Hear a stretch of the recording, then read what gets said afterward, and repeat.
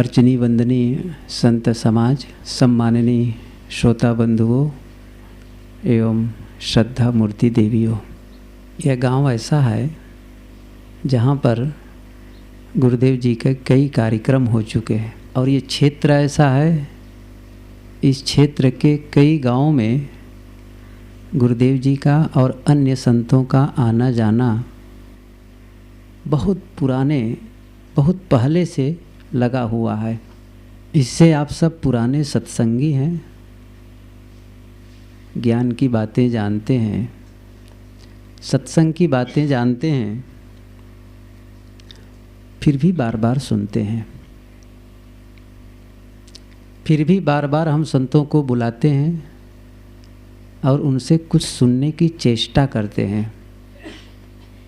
ऐसा क्यों करते हैं? भोजन आप करते हैं तो बात समझ में आती है कि भोजन के बिना जीवन नहीं चलेगा, उसके लिए काम भी करते हैं, ये बात तो समझ में आती है। कपड़ा सब पहनते हैं और कपड़े के लिए मेहनत करते हैं, ये बात भी समझ में आती है कि भाई कपड़ा पहनना ज़रूरी है। घर मकान बनाने के लिए भी आप मेहनत करते हैं, ये बात भी समझ में आती है, क्योंकि हमें रोटी चाहिए, कपड़ा चाहिए, रहने के लिए जगह चाहिए, इसलिए हम इसके लिए परिश्रम करते हैं। लेकिन सत्संग के लिए क्यों परिश्रम करते हैं? इसके बिना तो जीवन चलेगा ना। बहुत से लोग हैं सत्संग नहीं करते, उनका जीवन चलता है, लेकिन आप सब फिर भी संतों को बुलाते हैं। ऐसा क्यों? यह नहीं है कि आप सब नहीं जानते हैं, मैं उसी को दोहराना चाहता हूँ, उसी को मजबूत करना चाहता हूँ। रोटी, कपड़ा और मकान, इससे हमारा जीवन गुजर होता है, लेकिन सत्संग से हमारा जीवन सुधार होता है। ये अंतर है। एक है जीवन गुजर और दूसरा है जीवन सुधार। केवल जीवन गुजर हो जाए इससे हमारा काम नहीं चलता है, सुधरा हुआ जीवन भी चाहिए। सुधरा हुआ जीवन होता है तभी हमारे जीवन में सुख और शांति मिलती है। और जिसका जीवन सुधरा हुआ नहीं है, जीवन भर दुखी दुखी दुखी बना रहता है। धन है फिर भी दुखी बने रहते हैं। गुरुदेव जी के साथ हम लोग गाँव में भी जाते हैं, शहरों में जाते हैं और बड़े नगरों में भी जाते हैं। सामान्य घरों में भी रहना होता है और बड़ी बिल्डिंग जो करोड़ों की बनी है उसमें भी रहना होता है। उन लोगों से भी मुलाकात होती है। ऐसा नियम नहीं है कि गांव के लोगों के पास धन कम है इसलिए वे लोग दुखी हैं। धन के मामले में शहर के लोग बड़े हैं, बड़े बड़े मकान हैं, वे लोग दुखी नहीं होंगे, ऐसा नहीं है। अंदर जाओ, टटोल के देखो तो पता चलता है। पिछले साल ही तो है, हम लोग गुरुदेव जी के साथ कलकत्ता गए थे। जिनके यहाँ रुके थे वो उसी समय वो मकान बिल्कुल बन के तैयार था। 3 करोड़ में बना ऐसा कह रहे थे और अभी भी काम चल रहा था। नीचे जो फ्लोरिंग थी, फर्श लगे थे एकदम स्टैंडर्ड क्वालिटी के।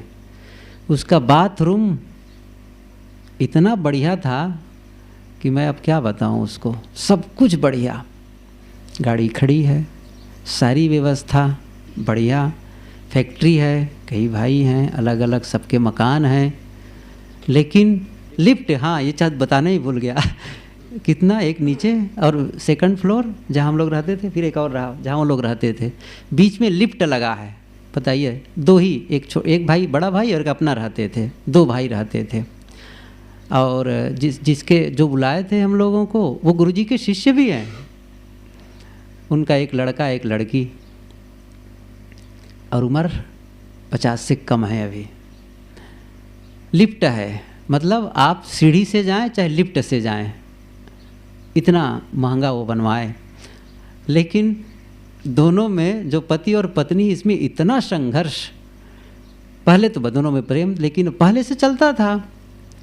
एक दिन गुरुजी धर्मतल्ला मैदान में प्रवचन करने गए और संजोग ऐसा उस दिन जो गाड़ी की व्यवस्था नहीं हो पाई, जिनको कहे थे वो नहीं आए थे, तो हम 2 साथी रुक गए क्योंकि हम लोग पहले जा चुके थे।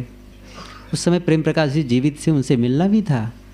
तो थोड़ी देर के बाद मुझे बुलाने आए, साहब आपको बुला रहे हैं, क्या बात है भाई। और दोनों पति पत्नी इतना झगड़ रहे थे, मुझे बुलाए कि आप चलिए कुछ समाधान करिए। अब मैं क्या करूं वहाँ जा कर के। वो बैठी रो रही थी और वो अपना रो रहे थे। मैं कहता क्या हो गया आप लोगों को? जानते हैं किस लिए ऐसे हो रहा था? रात में पत्नी ने कहा क्लब चलेंगे, वहाँ क्लब में जाएंगे, नाचेंगे गाएंगे। पति ने कहा हमारे यहाँ गुरुदेव जी आए हैं, इतना बड़े संत आए हैं, मैं कैसे क्लब में जा सकता हूँ, मैं नहीं जाऊँगा। और इसी बात को लेकर के जो तूफान मचा, अब उनके यहाँ जाना ही कठिन है हम लोगों के लिए है। सोचिए कितना संघर्ष है। धन सुख नहीं दे सकता, पद सुख नहीं दे सकता, विद्या सुख नहीं दे सकती, सुख देता है अच्छी समझ। सुख अच्छी समझ से और अच्छी समझ से ही हमारा जीवन सुधरता है। सुधरा हुआ जीवन। कई बार बहुत साधारण लोग रहते हैं, मजदूरी करते हैं, बुलाएंगे आपस में मस्त नाचते हैं, गाते हैं, आपस में प्रसन्न रहते हैं, एक दूसरे के साथ हंस हंस कर बात करते हैं। इसलिए हम अपने जीवन सुधार के लिए काम करें, रोटी के लिए काम करें, कोई नहीं रोकेगा। सदगुरु ने भी कहा है, संतों ने कहा है, कबीर साहब की वाणी में तो बात नहीं मिली, लेकिन संत लोग कहा करते हैं, भूखे भजन न होए गोपाला, ले लो अपनी कंठी माला। कोई कंठी माला फेरे और भोजन ना मिले तो कहेंगे कि कंठी माला ले लो भगवान, अब मेरे से जो जब नहीं होने वाला है ये माला नहीं फेर सकता मैं। भोजन भजन के लिए भी भोजन चाहिए, केवल हल चलाने के लिए भोजन चाहिए ये बात नहीं है, भजन के लिए भी भोजन चाहिए। हम लोग जाते हैं, आप लोगों के यहाँ आते हैं तो आप लोग पूछते हैं साहब जलपान भोजन पानी कहाँ, ठीक है, तब करते हैं, तब कहते हैं साहब कुछ सुनाइए, और आप बुला लिए, उसके बाद कहें साहब आप सुनाइए, तब वो कहे आप साहब थोड़ा बैठिए मैं भोजन करके आता हूँ फिर सुन लेंगे आपका। आप कहें मैं भोजन करके आता हूँ तब तक आप बैठिए मैं फिर सुन लेता हूँ, और वो अपना भोजन करके आ गए, और उसके बाद फिर कहें फिर सुनाइए साहब। अब सोचिए क्या होगा हमारा। गुरुजी एक उदाहरण देते हैं इसी को लेकर के। एक राजा था, राजा का मतलब बहुत बड़ा आदमी, राजा मतलब वैसे ही बहुतों का वो सम्राट राजा।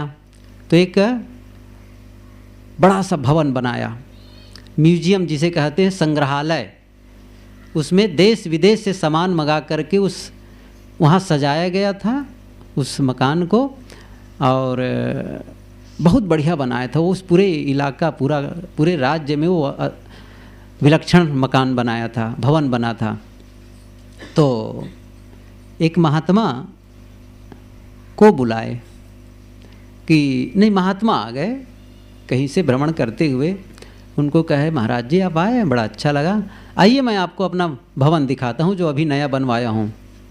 और ले गए उनको साथ ही साथ, और दिखाने लगे, देखो ये सामान मैं इटली से मंगवाया, ये मैं रूस से मंगाया, ये अमेरिका से मंगाया, ये ऐसा है, सब बता रहे थे, ये मैं दिल्ली से मंगाया, कैसा लगा, बीच बीच पूछते थे कैसा लगा।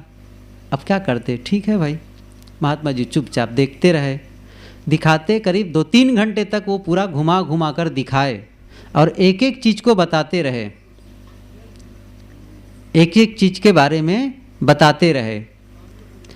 ऐसे करते करते रात हो गई। ऐसा करते करते रात हो गई। अब रात हुई तो महात्मा को कह दिया ठीक है महाराज जी आप यहाँ विश्राम कर लीजिए, और वो अपने जहाँ निवास था वहाँ चले गए। और जाते समय क्या कहते हैं, कुछ बताइए महाराज, कोई यदि इसमें कमी होगी तो उसको ठीक करवा दिया जाएगा, पैसे की कोई कमी नहीं है। तो ऐसा है अब मैं जा रहा हूँ, आप रात में सोच के बताइए। क्या कहते हैं, अब रात में सोच लीजिएगा फिर बताइए। अब चले गए राजा साहब। महात्मा जी सोचे कि अब गए हैं तो कुछ भोजन वगैरह भेजेंगे, कुछ तो भेजेंगे।